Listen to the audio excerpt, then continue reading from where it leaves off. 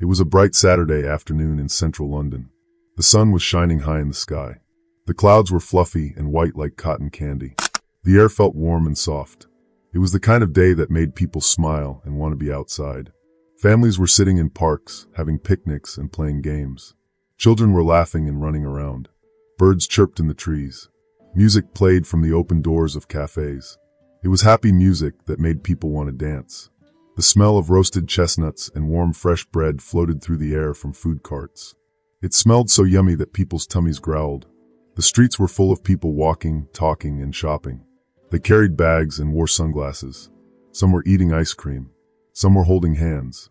Laughter bounced between the old brick buildings. A man played a guitar under a street lamp. His music was soft and gentle, like a lullaby. People dropped coins in his open guitar case. In that busy and noisy street walked a girl named Sophie Lane. Sophie was 19 years old. She was quiet. She was thoughtful. That means she liked to think before she spoke. She didn't walk fast like everyone else. She moved with a slow and calm rhythm. It made her look different from the fast crowd. Sophie's face looked kind. Her eyes were soft. She had a gentle smile. She also looked brave. Her brown hair was the color of chestnuts and was tied in a low ponytail. She wore a light blue hoodie that looked a little old and big. She wore jeans that had small tears at the knees. They were her favorite jeans. But what made Sophie stand out most was the silver crutch under her arm. She needed the crutch to walk because her left leg was weak. It had been that way since she was a little child. A nerve in her leg didn't work right, so she couldn't walk like other people. The crutch helped her stay balanced. Some people stared at her because of the crutch, but Sophie didn't care. She didn't let it make her feel small. She didn't let it stop her. She still went to the city, took the train, ran errands, and crossed the busy streets.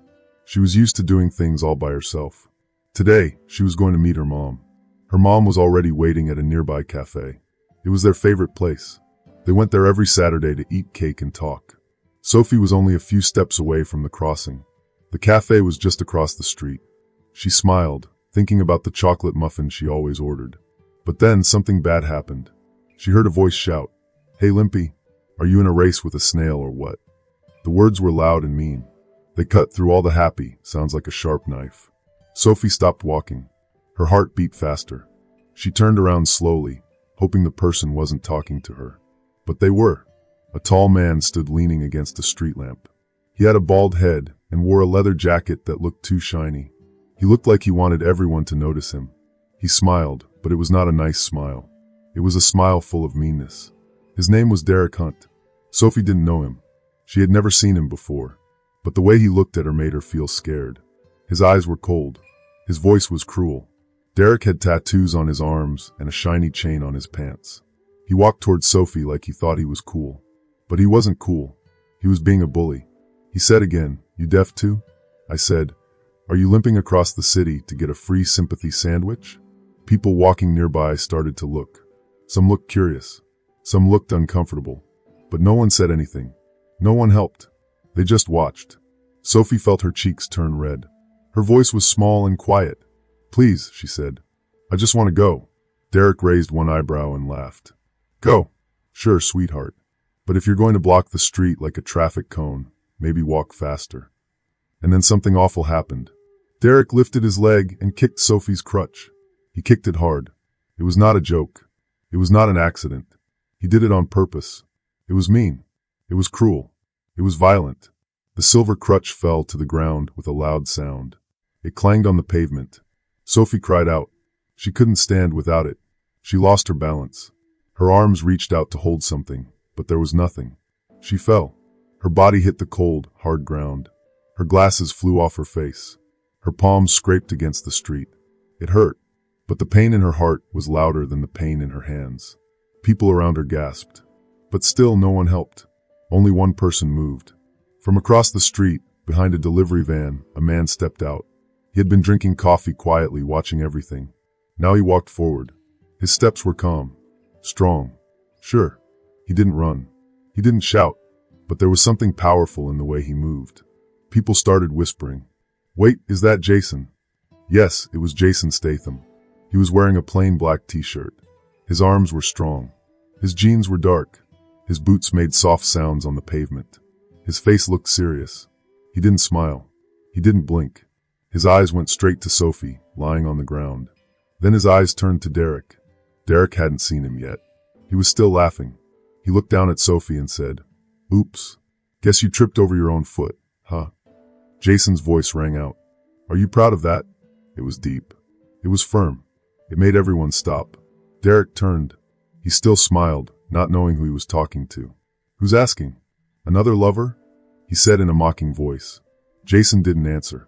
He kept walking slowly. He picked up the crutch from the ground and gently handed it to Sophie. She looked up, surprised. Her hand shook as she took it. "Are you okay?" Jason asked her softly. Sophie nodded. She wiped her eyes. "Thank you," she whispered. Jason turned back to Derek. "You think it's funny to hurt someone who can't fight back?" Derek laughed again, but this time it was weaker. "Hey man, chill out. It was just a joke." Jason's face didn't change. "A joke? You made her fall. You laughed at her pain. That's not a joke." Derek took a step back. He looked around. People were watching. Phones were out. Cameras were recorded. Jason took one step forward. "Say sorry." Derek blinked. "What?" Jason repeated louder. "Say sorry." Derek looked scared now. His grin was gone. His voice shook. I'm sorry." Sophie looked at him. Her hands were still shaking, but she stood up with her crutch and held her head high. Jason looked at the crowd. "If you see someone being hurt, don't just watch. Help them." People nodded. Some clapped. Some looked ashamed.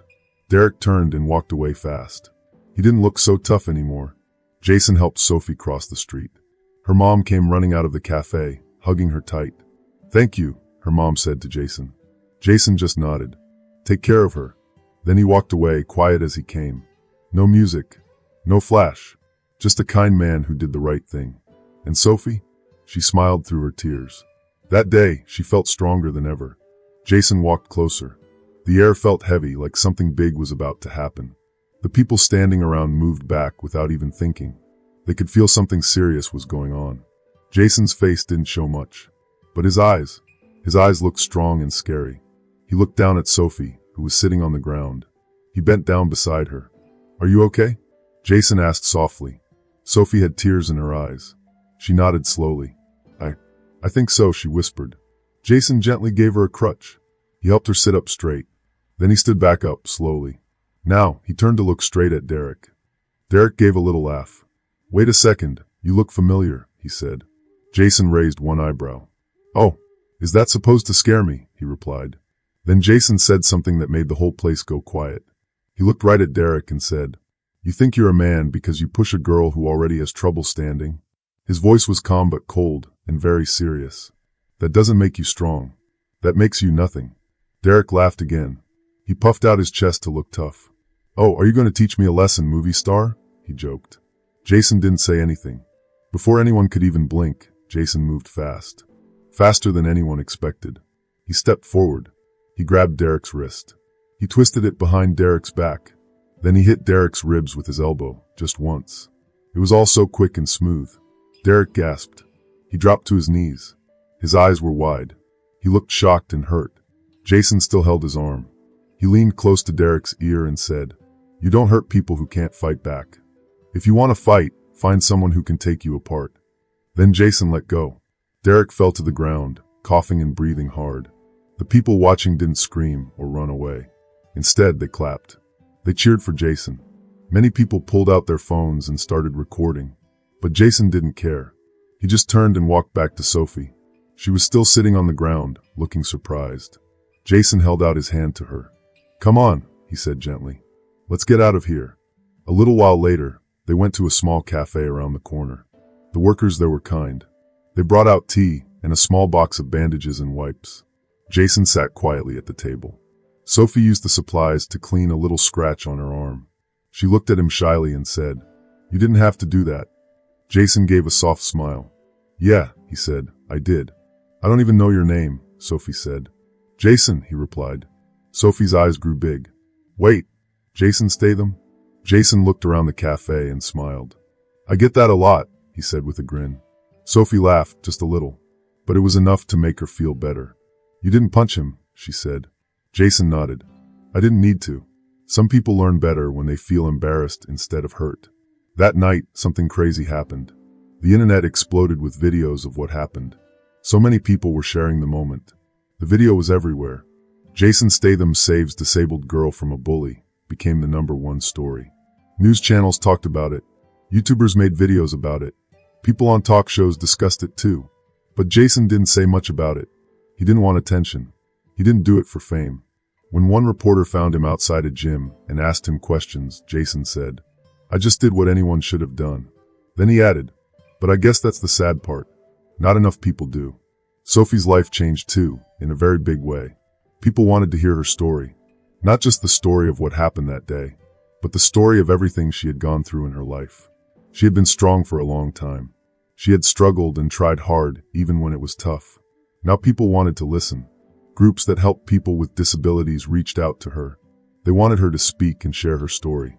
Schools invited her to come and talk to students. Podcasts asked her to be a guest. Sophie started feeling more confident. She started a blog where she wrote about her life. Then she made a YouTube channel. She talked about being strong and brave, even when things are hard. Her voice, which had been quiet for so long, now reached thousands of people. Kids, parents, teachers, they all listened. As for Derek, things didn't go so well. He got in trouble with the police. He was charged with assault. That means hurting someone on purpose. Lots of people gave the police videos and told them what they saw. They said how Derek had pushed Sophie, even though she couldn't fight back. The court told Derek he had to go to anger management classes. That means he had to learn how to control his anger. He also had to do 200 hours of community service. He had to work at a place that helps people who are hurt or disabled. Derek never made fun of anyone again.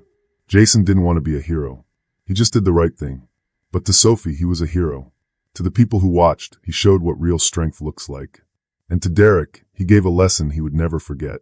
Later, Sophie would talk about that day in interviews. She would say, "I was scared. I didn't know what would happen. But then Jason showed up. He didn't yell or act crazy. He just helped. He helped without asking for anything in return." She often told people, kindness is strong, and standing up for someone can change their whole life. The kids listened to her. Adults listened too. They clapped and smiled and said, "We need more people like Sophie, and more people like Jason." In one school, a little girl raised her hand during Sophie's speech. She said, "Sometimes kids are mean to me too because I walk slowly." Sophie walked over, smiled, and said, "It's okay to walk slowly. What matters is that you keep going." That little girl gave her a hug. And later, she started walking to school with a big smile. Jason kept living his life. He went back to his normal training and movie work. But sometimes people would stop him and say, "Thank you for what you did." He would smile politely and say, "Just trying to be a good person." One day, someone asked Sophie, "Do you still talk to Jason?" She smiled. "Not often," she said. "But that's okay. He gave me something more important than friendship. He gave me the courage to stand up." And that's what she kept doing. Every day. Every time she shared her story. Every time she helped someone else find their voice. And the world, even just a little bit, became a better place. Because one person stood up. Because one person said, "No more." Because one person showed that being strong doesn't mean hurting others. It means protecting the ones who can't protect themselves. Did you enjoy the story? I'd love to hear your thoughts. Share them in the comments below. If you had a great time, don't forget to hit subscribe and ring the bell so you're always in the loop for the next adventure. Thanks for joining me. And as always, stay curious, stay brave, and keep exploring.